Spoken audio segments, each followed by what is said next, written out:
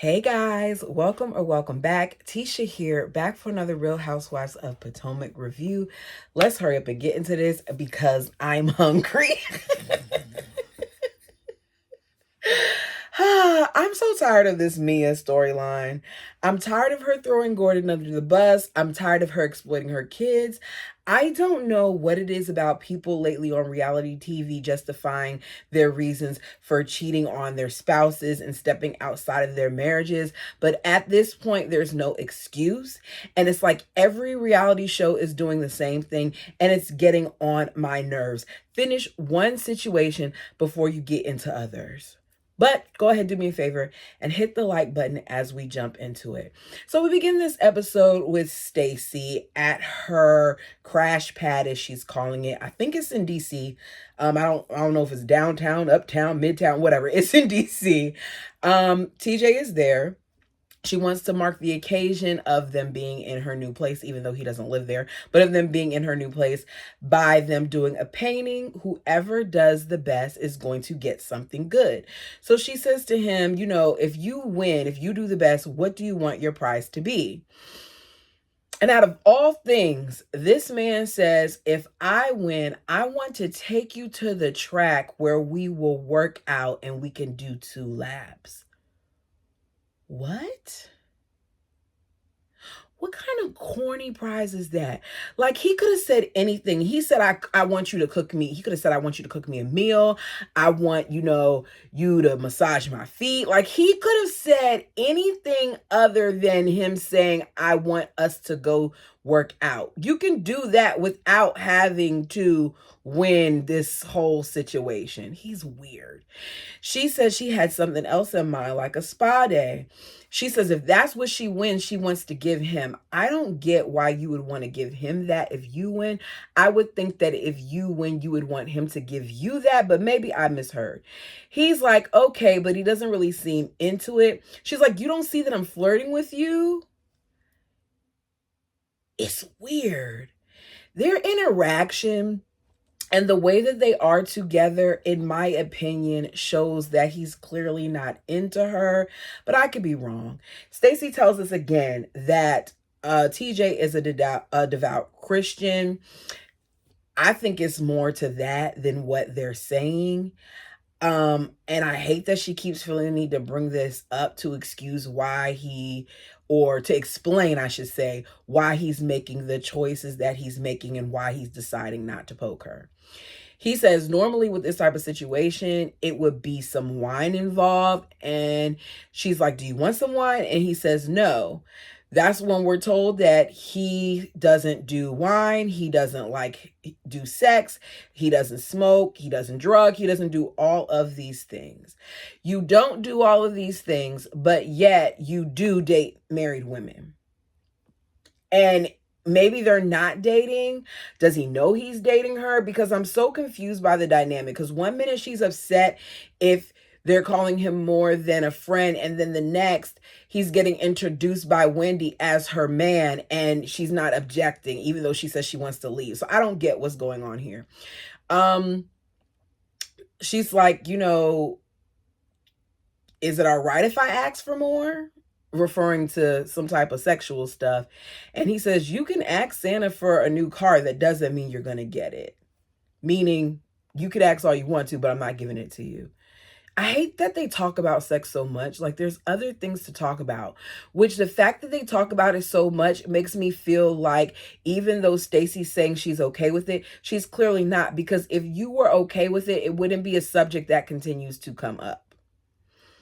They talk about divorce again. She says at this point, she's just happy that he's being patient as she goes through the process. And that's because he's really not into her. I really don't care about her and TJ, if I'm being honest. I much rather have her current husband come on the show and tell us his side of this situation rather than us hearing about the same stuff over and over again. We already get that from Ashley. Do we really need it from Stacy?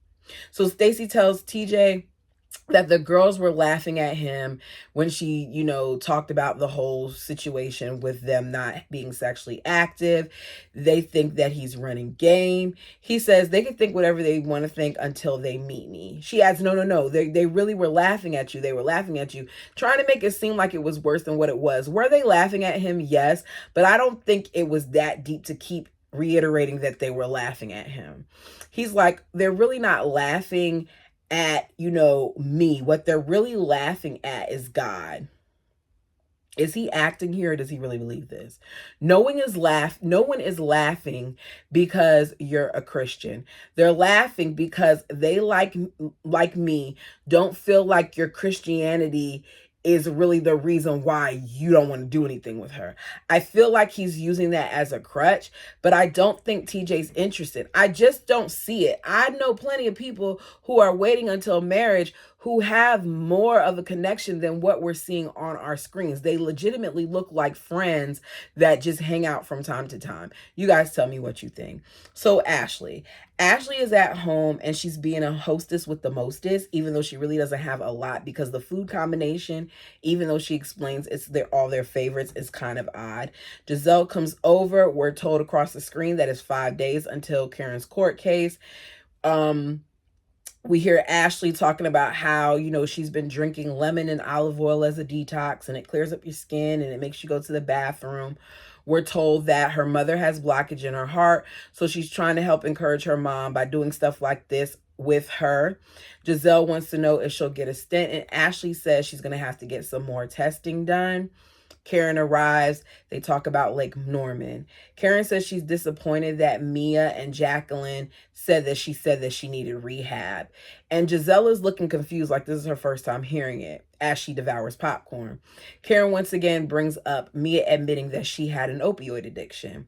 I don't care for Mia, but there was no point in Karen bringing this up and Karen talking about it as a way to deflect. I don't like it.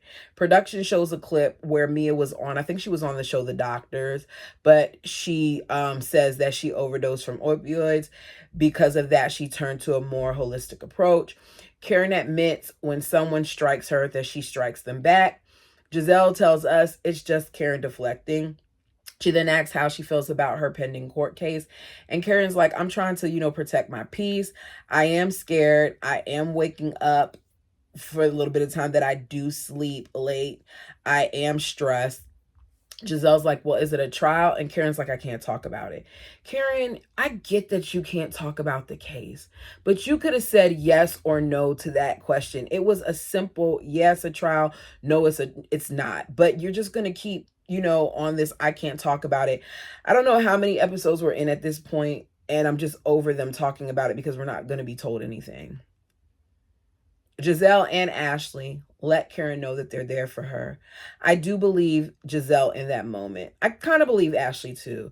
They're at each other's. Giselle and Karen are at each other a lot.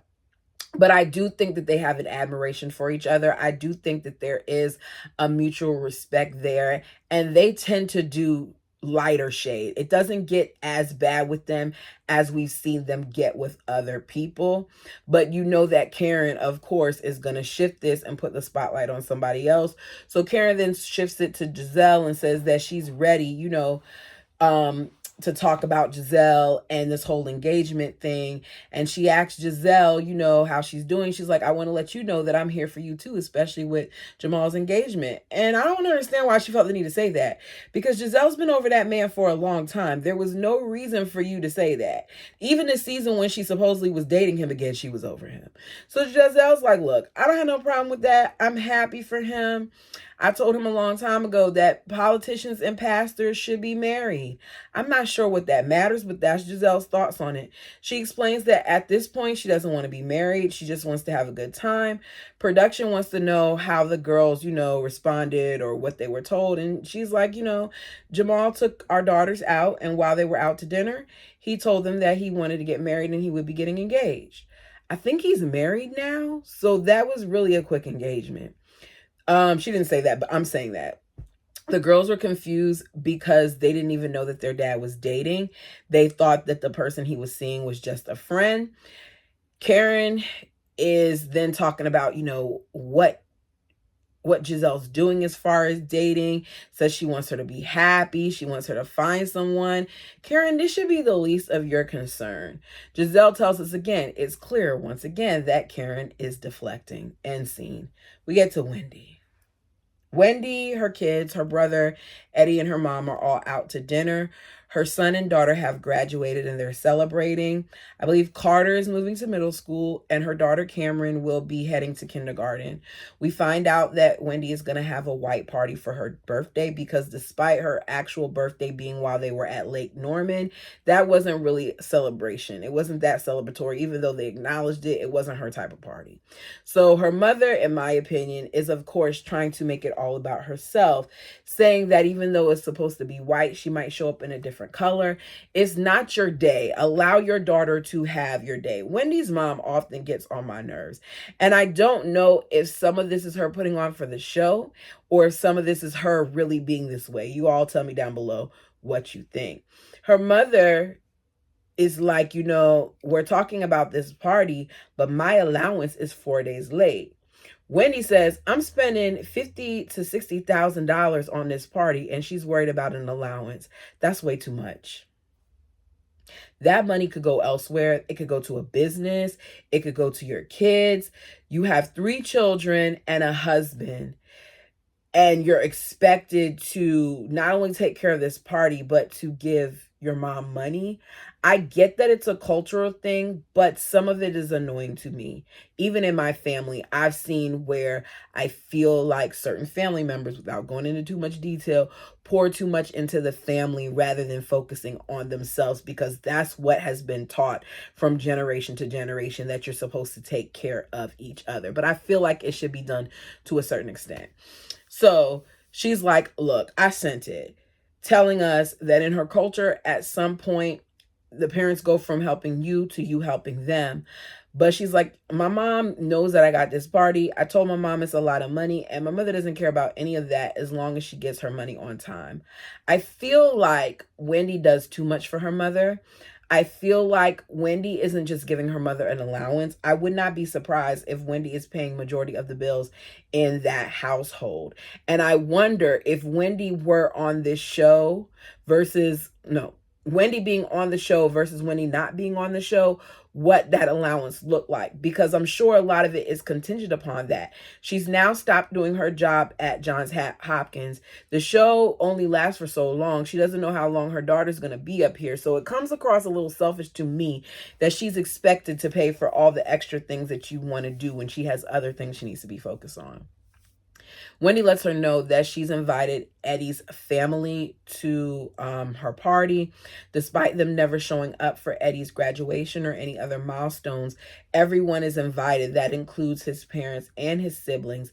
But she's not sure who's going to come because they're very particular about who watches the kids. And she doesn't want a whole bunch of kids running around. So she doesn't know if the parents are going to come or are the siblings are going to come. Meanwhile, Eddie is just excited because he's looking at this situation like it's a stepping stone. I think that it says a lot that Eddie hasn't seen his siblings for so long or been around his siblings for so long, especially because of how the culture is explained. We then find out that Eddie's parents have never met the kids. That is insane to me, which makes me feel once again like this is so much bigger than these 2 individuals getting together and getting married. And the way that Wendy's mother keeps running around saying different things, coming sideways out her mouth about how it's dumb that they're not willing to just have the kids be watched by anybody else and all those other stuff, can't be helping the situation, because her mother often says shady comments or things that would be deemed as disrespectful.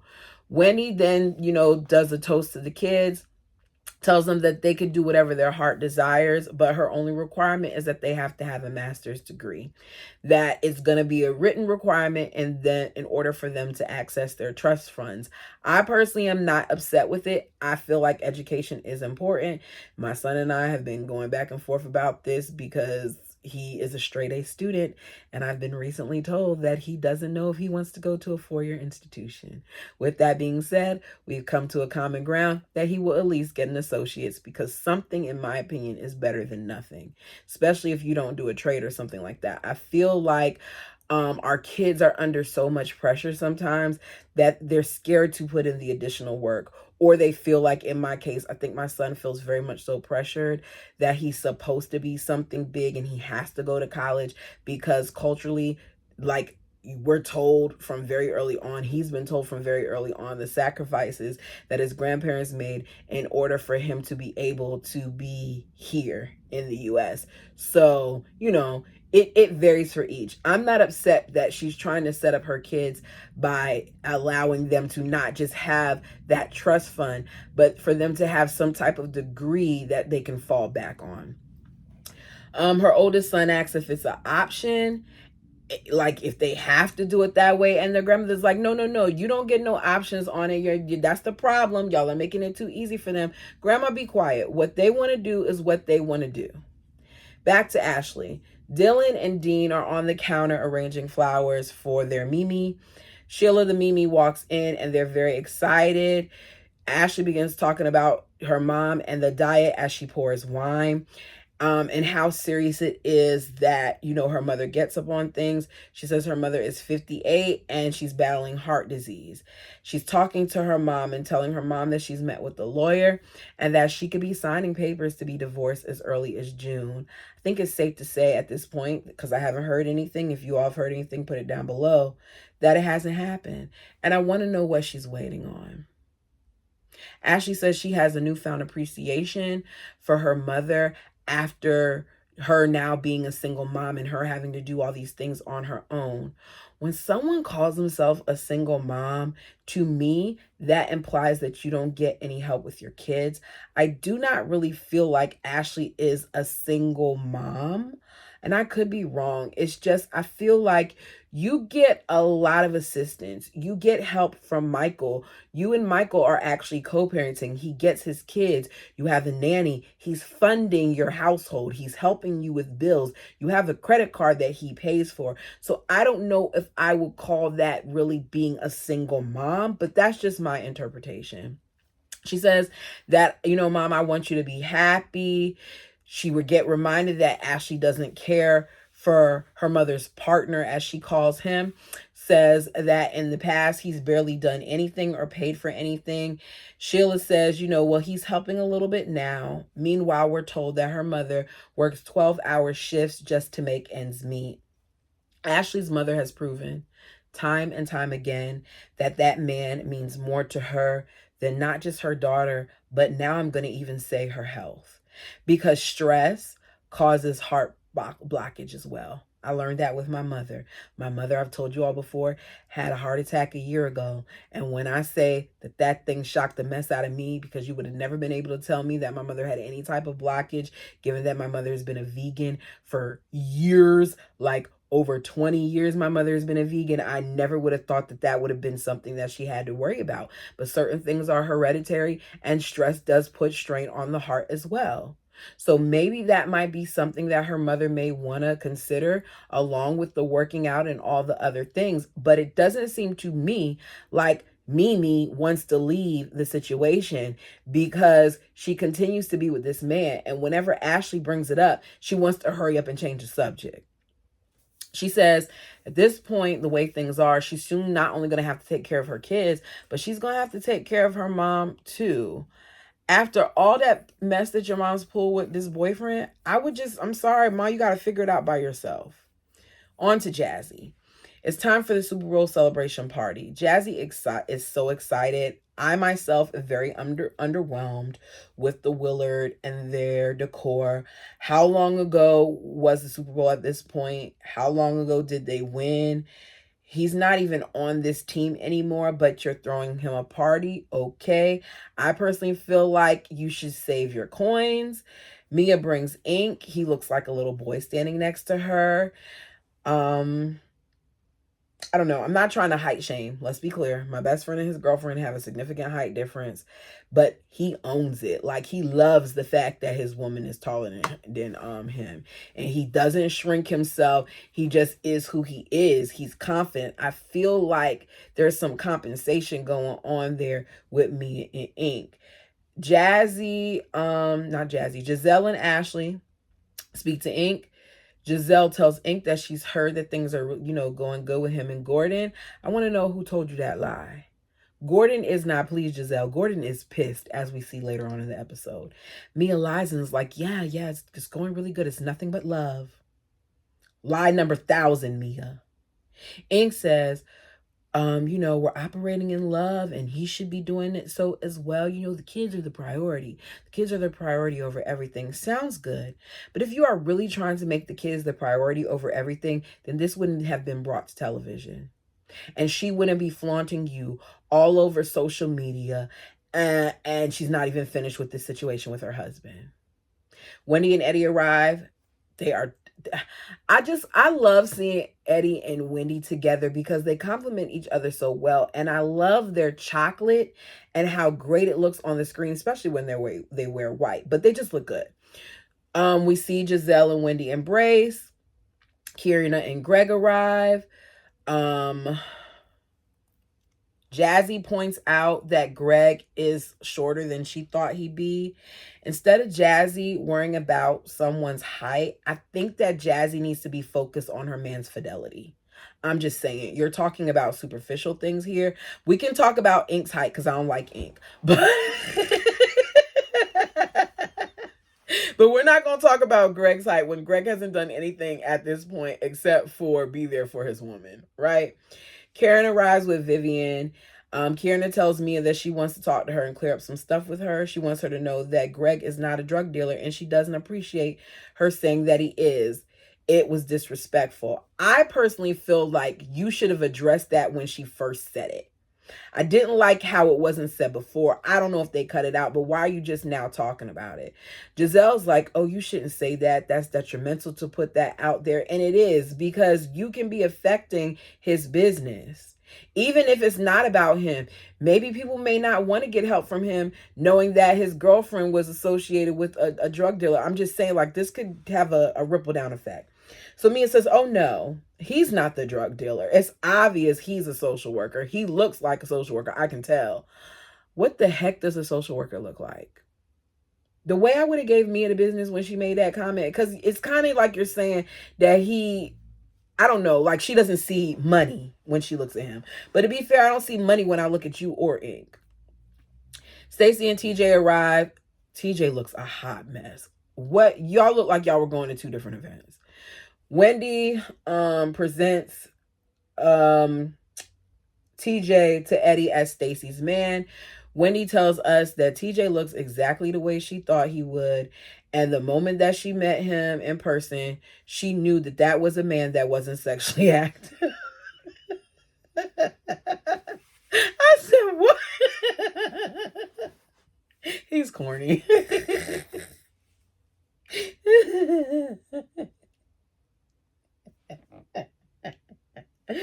Ashley's speaking to him. Eddie points out how many, good relationships start with a great friendship. TJ's like, yeah, because once you get physical, then it's like, okay, what? Now I'm bored. Ashley's like, Mayday, run. I'm with Ashley, run. Darius arrives, and once again, I'm underwhelmed. The ladies say he has nice arms. Prince, his friend, arrives, or his teammate. He's in some nice African garb. Jazzy does a toast to her amazing 3 Super Bowl ring-wearing champion. And that's that. I want to know, where's the dancing? Where's the music? Like, it's not giving party to me. It's giving cocktail hour. Mia tells Karen, Giselle told me that you were coming after me. And Giselle's like, wait a second. Hold on. Let's talk about this on the side. We get a flashback of what was said. It wasn't presented like that. Like, Giselle actually was just relaying the information, doing what she does, which is carry bones, but she didn't do it in a messy way like we've seen her do before. She says, I didn't really say it like that. What I said was, Karen told me about you going to rehab. Mia's like, well, I didn't go to rehab. I overdosed. I became addicted to medication after I had my son, and I turned to a more holistic approach. I didn't go to rehab. Karen's like, okay, well, it's not too far-fetched for me to think based on what you said that you went to rehab. I was like, okay, Karen, you're not going to own that. She didn't say it. Okay. She's like, you've been coming at me over and over again. So I just pointed out what you said. So you go low, I'm going to go lower. Mia's like, look, I'm not trying to go back and forth with you. I'm not trying to come at you. I love you. Karen's like, your love is strange. Mia says, I'm the type of friend that's not going to tell you everything that you want to hear. I'm not a yes friend. I personally appreciate those friends. But as I said before, if you really are her friend, some of those conversations should have been had with her off camera. But you all are not real friends. Y'all are associates. Mia is not someone Karen can trust because Mia holds on to things like this so-called conversation with her butt dialing and then uses it against people. So she wouldn't be someone Karen was confiding in. Karen's like, you're saying I went low, but you went low too. She's like, look, I'll go even lower if you go low again. They go back and forth a little bit. They decide they're going to make up. It's weird.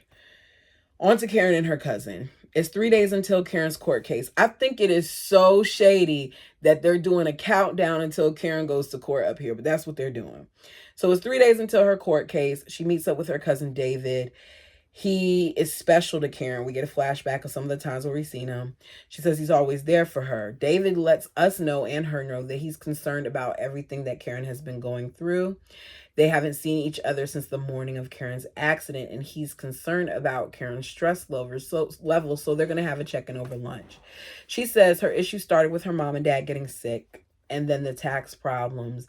She couldn't even really deal with that because of the tax problems, and she had to move from her home as a way to support Ray during the tax situation. And as a result, bitterness started with, her parents being sick and then them losing. And Karen is saying that, everything just happened and it came to a head. This is when we find out that David was on the phone with her when the accident happened. He heard the crash. I can only imagine how scary that had to be for him. And you could tell he was reliving it when he was talking about it because he got emotional and he started tearing up. She says, I'm sorry you had to hear that, but she's still not explaining what led to it, even though production's trying to ask her about it. Next, Mia. Mia is still trying to throw ink in our faces. Ink is with the kids heading to the refrigerator, to the freezer to get them some popsicles. They're excited. The doorbell rings. Gordon comes in and you hear, Daddy. Next thing you know, Mia is sending the kids in the room because she wants to have a conversation with Ink. She's only doing this because the cameras are there and Gordon picks up on it. What did I say? She wants to have a conversation with Ink and Gordon. So they send the kids to the room, right? I think that she wanted to talk about telling the kids about Ink, but I'm not sure. It's kind of weird the way that the conversation happened. So Gordon is like, no, I told you I'm not doing that. I told you I'm not filming with Ink. If you want to do something with the kids and he's here, I'll be cordial, but that's it. Don't expect me to do other things. Without the kids, I'm not interested. Why are you pushing to be on camera? He's looking at Ink asking that. Ink is like, I'm not pushing to be on camera. I'm just here to support my lady. Yeah, right. Yeah, right. I don't buy it. I think that Ink is very camera thirsty, just like they're very social media thirsty. He says he's here for co-parenting reasons. Ink is there to promote himself. Gordon says, I'm not doing one single thing to help y'all promote this relationship. I'm not okay with it. Mia's acting like it's about the kids, saying, Ink is going to be around the kids. That's part of our co-parenting relationship. He should not be around the kids. If Mia was truly concerned about her co-parenting dynamic, then she would work with things with Gordon first. The last thing that you should want to do is work on things with Gordon and Ink because Ink isn't his concern right now. He looks at Ink as the reminder of why he no longer has what he has. So why would he want to work on things with y'all currently when he's still trying to figure out things with you? And when he still wants to be married to you? She says, you should want to know what type of man is around your kids. Gordon says, I already know what type of man is around my kids. He's the type of man that, had an adulterous affair with my wife. He's the type of man that's tearing my family apart. Ink's like, no, that's crap. No, he said, that's cap. He said, you're the man that had an affair with my wife shortly after we got married. You got her pregnant and she had an abortion because of you. Now, it's not because of him. It's because of Mia. Let's be clear. Mia did what she did. Ink's like, this is my first time hearing this. And you could tell that may have caught Mia off guard because she's not denying it. And I feel like she's hesitant to really go there with them because Ink says he doesn't know. Y'all, do you think he knew? Y'all tell me down below. He says, and you sitting here saying that you think Jeremiah is your kid.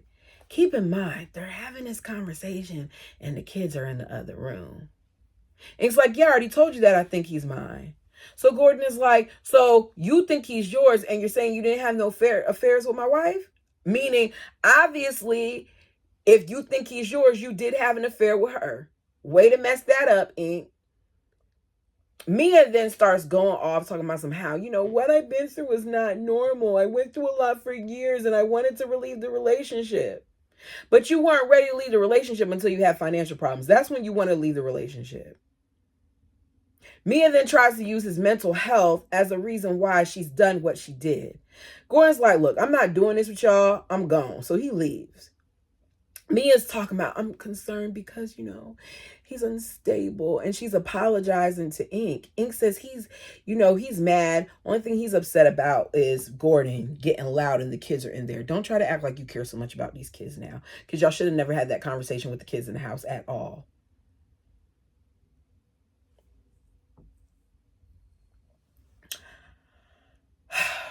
I don't you can't be so concerned when you're doing this storyline.